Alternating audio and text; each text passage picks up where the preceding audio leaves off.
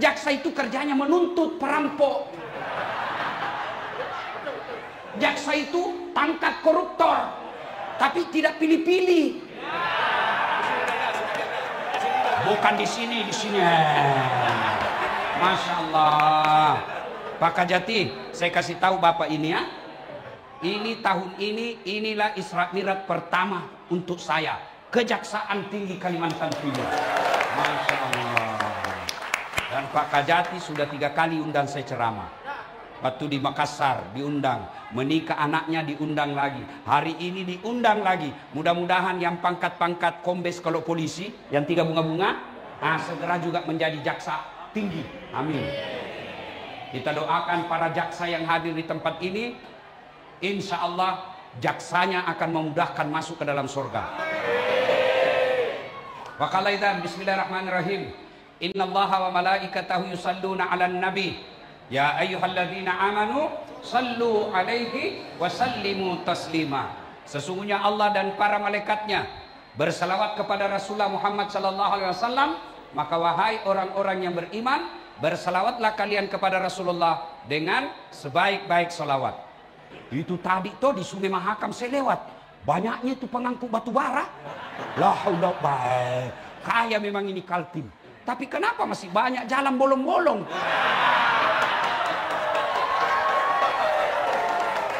Deh, mudah-mudahan para jaksa cari itu kontraktor yang nakal. Belum diresmikan, rusak lagi. Kenapa? Karena perlu proyek dipotong 20%. Untuk apa dipotong? Bagiannya tim sukses. Kenapa tim sukses mau dapat? Karena kau semua mau disogok. Coba kalau tidak ada kau disogok. Ini kalau pilkada, wane piro. Dari mana dapat itu pengusaha uang? Dari situ yang proyek dipotong-potong. Kenapa dipotong? Karena kau semua mau disogok. Jangan kau salahkan kalau pejabat koruptor, karena kau juga materialistik. Apa? Masih mau kau? Apa tadi aku bilang? Wah, mau saya ajak salawat. Bisa? Bisa? Bertanding kita dulu ya. Mana lebih kencang suaranya mama-mama dengan bapak-bapak? Bisa? Nah, bapak-bapak diam dulu, mama-mama dulu. Ras terkuat di bumi. Sen kanan tidak belok-belok. Ayo kita salawat dulu ya. Ibu-ibu dulu. Yuk, bapak-bapaknya diam. Salatullah. Yang di atas. Ala toha. Salatullah ala yasin. Masya Allah. Nilainya 9,6. Nah, ibu-ibu diam, bapak-bapak lagi. Ayo Pak, jangan mempermalukan jenis kelamin kita. Nah, ayo. Salatullah.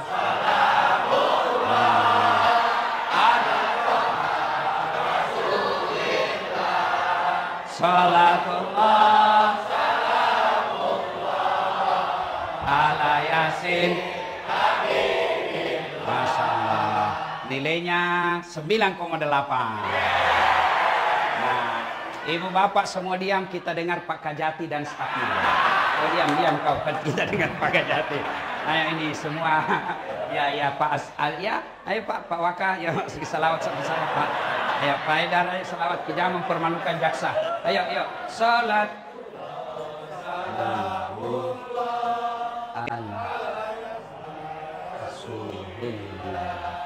Salatullah ala yasin. Ya, nilainya 9,9. Kejaksaan Tinggi Kalimantan Timur beserta keluarga besar kejaksaan dan istri yang hadir di tempat ini, yang insya Allah dimuliakan dan dirahmati Allah Subhanahu wa Ta'ala. Ibu bapak, hari ini kita peringati Isra Mi'raj. Isra Mi'raj ini ada 2 kata. 1 Isra, 2 Mi'raj. Isra, perjalanan Nabi dari Masjidil Haram ke Masjidil Aqsa di Palestina, itu namanya Isra. Ya. Kenapa Nabi dikasih ke Masjidil Aqsa. Kenapa? Kan bisa itu dari Mekah langsung naik ke langit. Iya toh? Ibu bapak saya tanya, kalau dari Samarinda bisa enggak langsung ke langit? Dari Bontang bisa enggak langsung ke langit? Dari Balikpapan bisa enggak langsung ke langit? Bisa. Kenapa Nabi saja dari Mekah langsung naik ke langit? Kenapa mesti ke Masjidil Aqsa dulu? Nah, dijawab Allah dalam Al-Quran. Linuriyahu min ayatina. Saya ingin kasih lihat kau tanda-tanda kehidupan yang banyak berlaku sampai sekarang. Jadi dari Mekah ke Masjidil Aqsa itu Nabi diperlihatkan karakter-karakter manusia. Tidak semua, kan banyak karakter manusia, tapi tidak semua dikasih contoh dalam perjalanan itu. Hanya kecil saja keping-keping kehidupan yang Allah jadikan pelajaran dalam Isra Mi'raj itu. Kenapa? Karena penting itu masalah yang dikasih contoh. Tapi ibu baru tahu dulu, Nabi Isra Mi'raj itu disebut tahun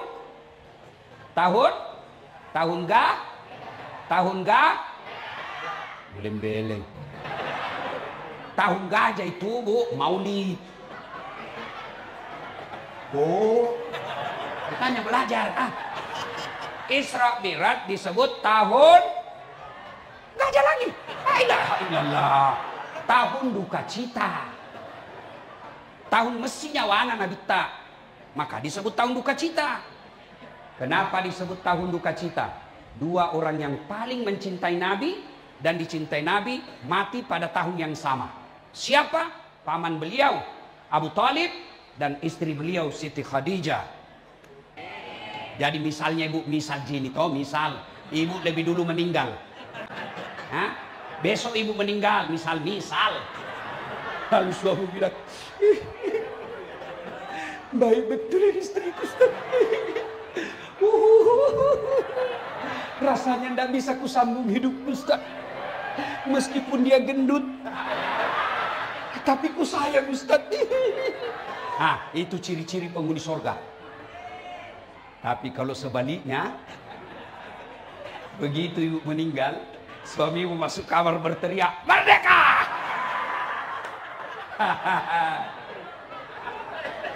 Ibu-ibu jaksa, ada ibu jaksa di sini? Apa namanya itu? Ibu Darmaka. Ada begitu? Ada istri jaksa di sini? Ibu mau enggak gampang masuk surga? Mikir nih. Mau enggak ibu? Taati suamimu.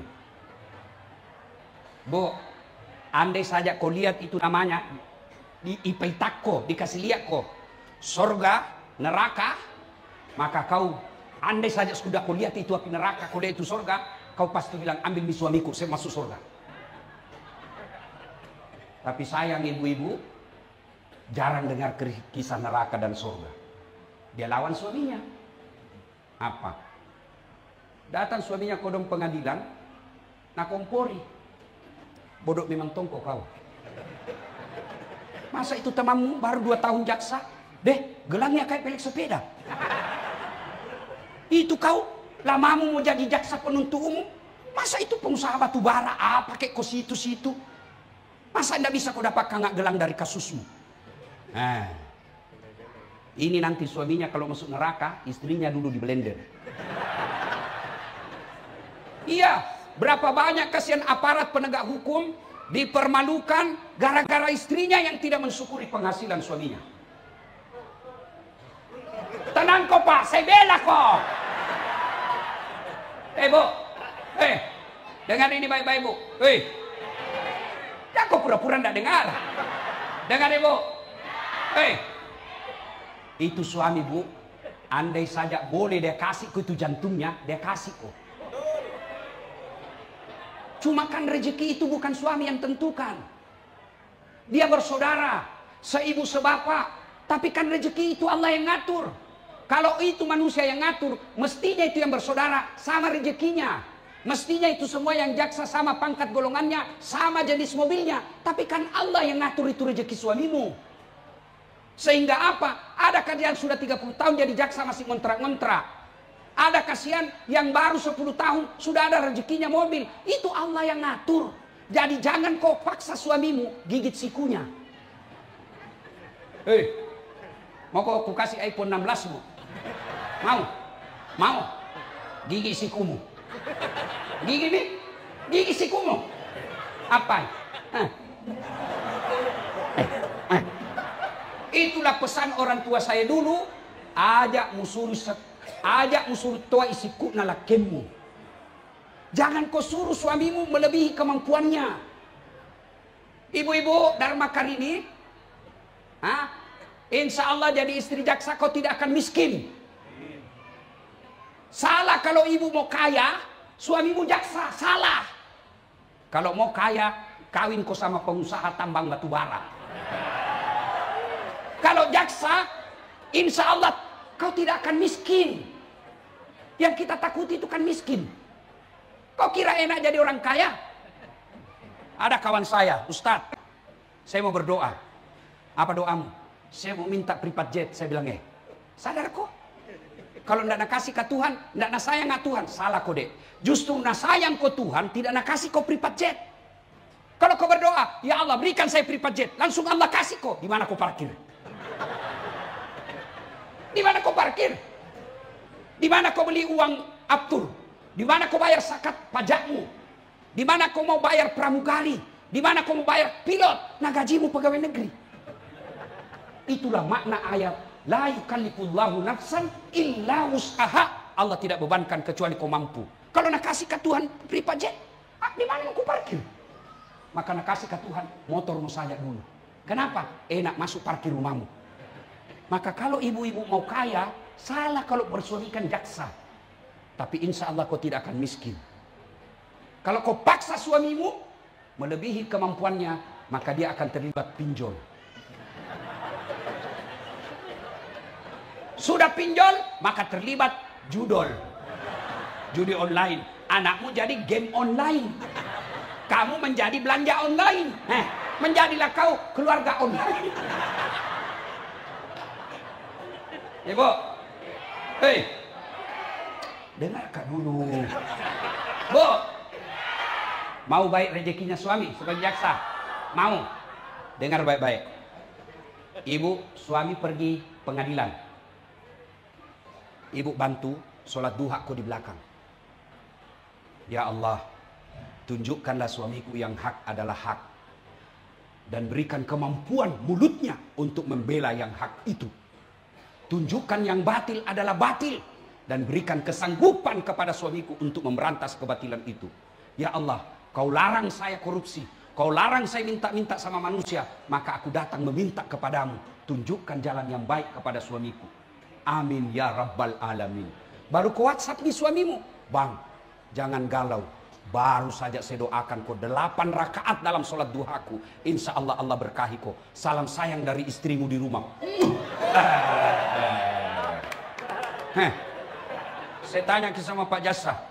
Pernah di WhatsApp istri kita begitu? Paling dari WhatsApp. Jangan lupa singgah beli pisang. Ibu, bisa? Jamak ibu, tidak ada orang di Kaltim ini mati kelaparan. Tidak ada. Jadi jangan cemas soal ini. Cemaskan kalau akidahnya suamimu rusak. Bagaimana caranya? Ingatkan. Telepon sebagai istri soleha. Bang, saya bangga suamiku jaksa mewakili negara memberantas kebatilan. Saya bangga bersuamikan jaksa sarjana hukum. Karena engkau akan menegakkan keadilan di negeri kita. Bang, sudah waktunya sholat. Tidak ada gunamu jadi jaksa kalau kau tidak sholat. Itu. Bisa ibu? Bisa? Kenapa nalakan? Bisa? Insya Allah. Kalau begini sifatnya ibu, tidak ada alasannya Tuhan tidak kasih masuk ke surga. Cuma kalau datang suami kita maki-maki, bodoh memang kau. Nah bilang suami tak, kenapa bodoh-bodoh? Kenapa kau mau kawin sama saya? Nah maki-maki suaminya, bertengkar tiap hari. Kapan kau bahagia? Kau kira enak jadi suami? Lihat itu suamimu kasihan. Di kantor dimarah-marahi sama Kajati. Siap pak. Biar salah, dia siap salah Pak, siap salah Pak. Biar benar, siap salah Pak, siap salah Pak. Datang suami istrinya, kenapa kau tidak lawan? Apa mau dilawan? Nah dia pimpinan. Kok kira enak jadi suami? Hah? Sampai lagi di pengadilan kadang-kala kasihan diteror. Sampai lagi di jalan warung kopi, baru mau masuk, semua orang sangka buruk. Mau lagi ditraktir, mau lagi ditraktir. Di jalan lagi, lewat lagi, kasihan, penuh asap. Kau di rumah tinggal. Maka ketika kau durhaka sama suamimu, jangankan masuk surga, baunya surga kau tidak dapat. Bagaimana Pak? Puas itu? Sebenarnya saya tidak mau bahas ini, cuma bapak-bapak pesan. Jadi jangan salahkan saya. Tapi Pak, bapak juga harus adil. Ya, lihat kasihan istri kita di rumah. Lihat kasihan itu istri. Siapa yang lahirkan istri kita? Ayo jawab Pak. Siapa lahirkan istrimu? Ibunya. Siapa yang carikan nafkah? Bapaknya. Siapa yang didik dan sekolahkan? Orang tuanya. Siapa yang diikuti sekarang? Suaminya. Kenapa? Karena dia sayang sama suaminya. Lalu sampai di kalting kau selingkuh. Kau sakiti hatinya. Nah bilang jelek istriku Ustaz. Itu jodohmu. Apa? Allah Maha Adil. Karena kalau dia cantik, dia malu jalan sama kau. Kenapa? Karena kau juga jelek. Allah Maha Adil toh. Saya heran laki-laki tidak tahu menghormati suami istri. Lihat itu kasihan istri kita. Tidak ada kewajibannya jual-jual. Tidak ada kewajibannya cari nafkah. Tapi dia lakukan itu untuk apa? Meringankan beban pekerjaan suami. Itulah istri. Kalau dia ngomel, pasti dua sebabnya kalau dia ngomel. Satu, penghasilan tidak cukup. Maka dia bawa pelampiasan ke ngomel. Yang kedua, bapak jarang belikan perhiasan. Iya toh Bu? Dengar. Udah percaya apa Kajati? Dengar baik-baik. Biar suami tidak pulang, yang penting ada itu aja cari Pak. Jadi masalah kita jadi suami, jarang pulang, dan bawa uang pula. Pasti ngomel. Maka yang baik, suami hormati istri, sayangi istri, istri minta ridha sama suaminya. Masya Allah. Kalau begini, biarlah gaji kita 7-10 juta satu bulan, tapi kita bahagia dalam rumah tangga. Daripada bertengkar tiap hari, hamil lagi. Ada juga begitu saja, maksa hamil bisa. Oh, kalau saya istriku Ibu, meskipun saya selisih 26 tahun, itu kalau saya mau pergi ceramah, dia angkat koperku. Saya masuk mobil sebelum saya duduk, dia cium tanganku. Baru dia cium lagi jidatku. Dia cium mata kanan. Kiri lagi. Ini agak lama. Kenapa istriku? Sudah itu, dia peluk saya lalu dia usap dada. Ustadz, ridhoi saya. Meskipun semalam saya bertengkar dan marah, pasti dia bilang, Ustadz, ridhoi saya. Bu, ibu-ibu di rumah, bapak-bapak sekalian, ketika bapak mau keluar rumah, jangan lupa peluk dan minta maaf kepada pasanganmu. Kita tidak tahu ajal menjemput di jalan. Ada kawan saya baru-baru ini di Jakarta, masih aktif. Malam hari masih di grup WhatsApp, masih dikirim videonya bercanda di warung kopi. Pagi pergi main tenis, ajal menjemput, jenazah pulang ke rumah. Bagaimana kalau malamnya kita sudah bertengkar dengan bini, bertengkar dengan suami, tidak sempat minta maaf, sampai mati kau tidak akan memaafkan dirimu. Maka setiap mau keluar rumah, peluk istrimu, minta maaf sama istri, peluk suamimu, lupakan pertengkaran, mudah-mudahan rezekimu berkah. Nah, makanya disebut Nabi tahun duka cita. Nah, sudah, karena ini Isra Mi'raj, selesai tugasku. Pesan sponsor. Nah, sudah. Nabi kemudian diperjalankan dari Masjidil Haram ke Masjidil Aqsa. Bapak-bapak jaksa yang sudah dekat-dekat pensiun, yang sudah muka-muka sakaratil maut, sudah Pak, investasi akhirat. Ibu-ibu, ini yang banyak-banyak saya lihat emasnya. Ayo Bu, Bu, kalau ibu meninggal siapa yang pakai itu emasmu Bu? Anak, istri kedua. Begitu ibu meninggal, tarik cincinmu suamimu. Ini cincin kawin dulu saya. Nggak mau keluar, dia kasih sabun. Sudah itu, dia cabut lagi gelangmu. Ini dulu waktu kita pergi umroh. Saya belikan kau emas Dubai, sayang. Dia tarik lagi gelangmu. Ini usia perkawinan kita yang ke-25. Terakhir nak cabut gigi palsu. Sudah itu dah bungkus. Sayangku, kenapa cepat kau tinggal saya? Dia bungkus emasmu. Dia kasih masuk di laci. 3 bulan kemudian, kenalan janda. Nah lupalah kau. Dia ambillah itu gelangmu. Dia buka laci sambil dia bilang, maafkan saya sayang. Dia kasih, dia bilang apa sama si janda? Dek, ini cincinku. Mantan istriku sudah mati. Ambil sayang. Oh, daripada emasmu dipakai istri kedua, mending kau sekolahkan anak yatim. Bapak-bapak jaksa, ibu-ibu jaksa yang terhormat, mungkin susah menyekolahkan anak kita jadi penghafal Quran. Putus asa jangan. Wala ta'yasu min rauhillah, kata Allah. Gimana caranya? Cari anak hafal Quran. Bapak subsidi 500.000 per bulan. Itulah hartanya bapak yang tidak akan hilang.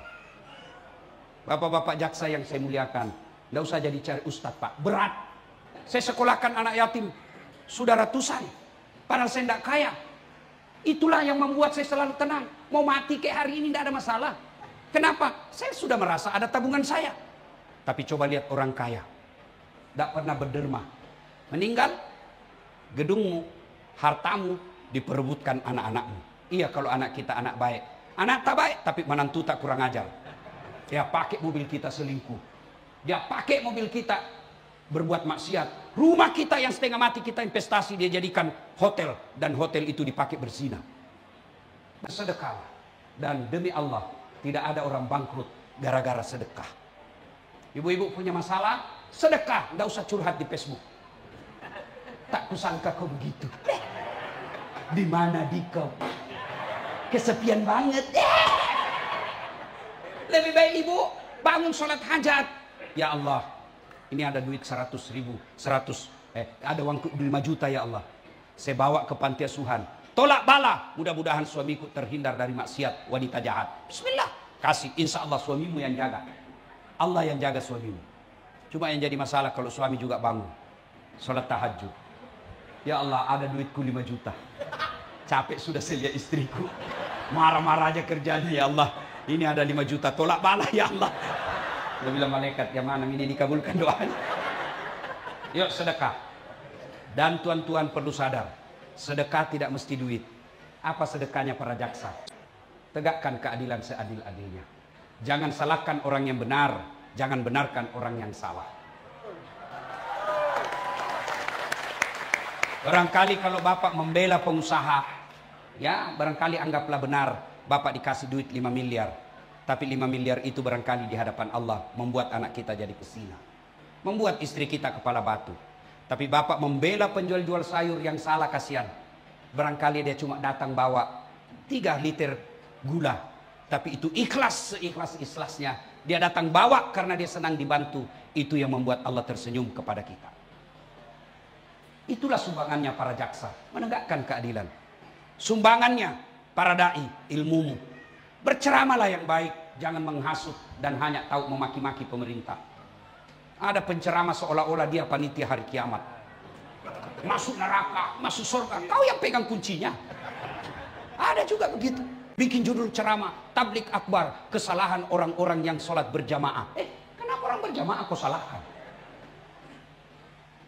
Maki-maki, sumbangan kita adalah ilmu.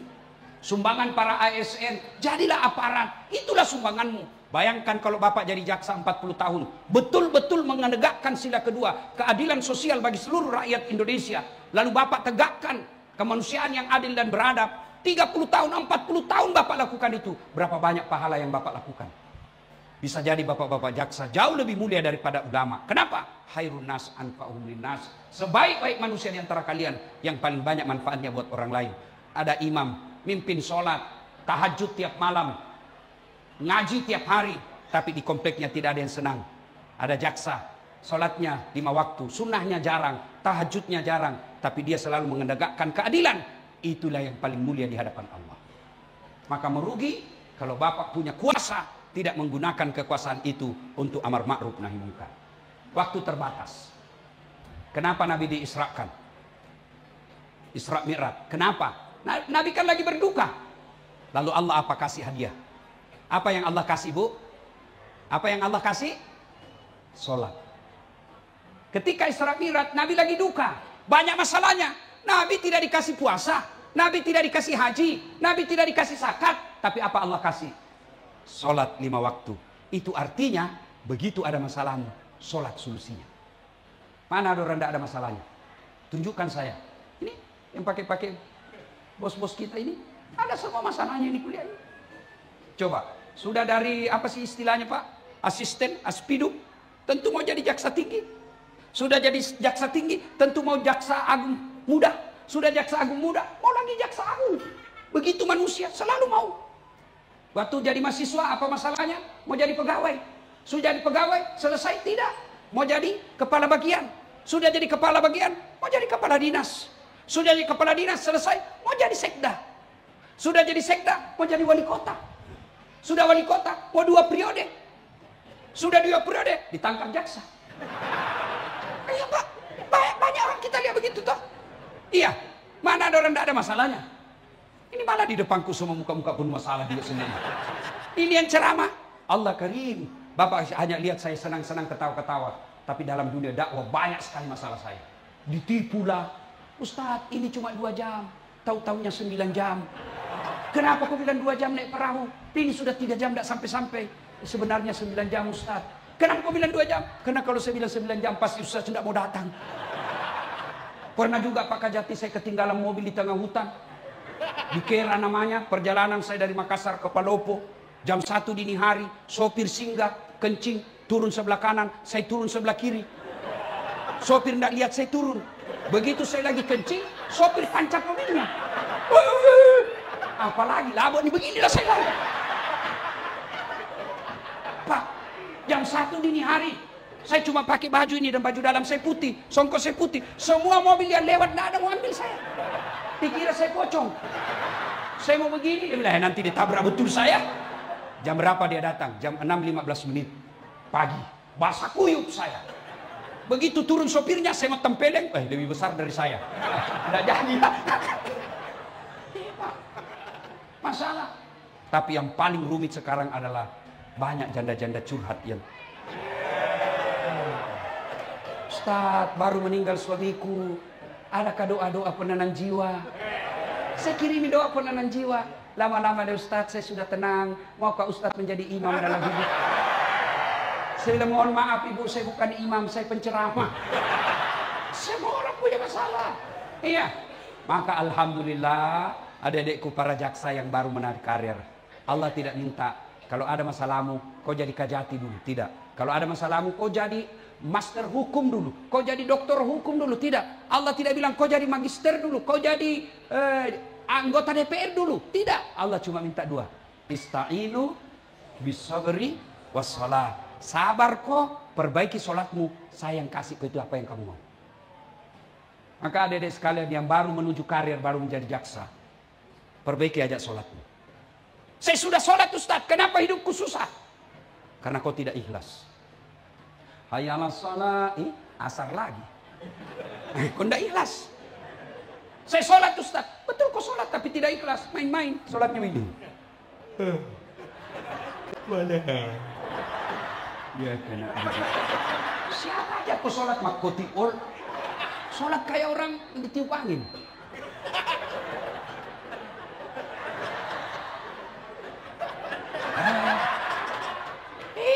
Kau ketawa karena kau begitu semua. Ya kau sholat tapi kau tidak ingat Allah. Apa yang kau ingat? Uang. Allahu Akbar. Tadi 200.000. Beli bensin 50.000. Beli pulsa 50. Mana yang 100 sih? Kau ketawa karena begitu semua. Maka kalau sudah begitu kejadiannya, tingkatkan datang berjamaah di masjid. Karena kalau berjamaah di masjid, gangguan-gangguan seperti itu insya Allah hilang. Itu fungsinya kenapa Kejaksaan Tinggi ada masjid di kantor ini. Tujuannya apa? Supaya para jaksa minimal datang ke tempat ini berjamaah. Bapak Ibu saudara-saudara sekalian, ingin rasanya berlama-lama, tapi waktu jualah yang membatasi. Terus, masih bisa 2 jam? Serius? Saya tidak bisa. Saya harus balik, Bu, karena pesawat saya kembali ke Makassar jam 6. Saya ini hanya datang sehari karena menghormati undangan jaksa. Kalau jaksa undang saya dan polisi, apapun saya akan datang. Kenapa? Karena beliau-beliau inilah penegak hukum. Bagus imannya. Biar saya bilang jangan narkoba, anak muda tambah jadi narkobanya. Tapi kalau dirintel, sebarkan anggotanya, kau tangkap pengedar, bisa selesai narkoba dalam 1 malam. Jangan korupsi, baik korupsi malah nak kasih keuannya. Tapi kalau jaksa berantas korupsi, bisa selesai dalam 1 hari. Maka kita harus dukung. Kalaupun ada sesuatu yang kita lihat tidak baik, itulah namanya oknum. Tidak semua baik. Tidak semua baik, pasti ada. Ustadz juga begitu toh. Cuma biasanya kasihan kalau jaksa salah dibilang oknum. Kalau polisi salah dibilang oknum. Kalau ustadz tidak dibilang oknum. Mudah-mudahan kehadiran kita semua mendapat berkah. Jaksa-jaksa yang mengusahakan acara ini, Pak Kajati, diberikan umur panjang. Dibahagiakan rumah tangganya. Diberkahi segala penghasilannya. Dibarakkan karir yang baik. Terima kasih, lebih dan kurangnya mohon dimaafkan. Usikum wa nafsi bitaqwallah, fastabiqul khairat. Assalamualaikum warahmatullahi wabarakatuh.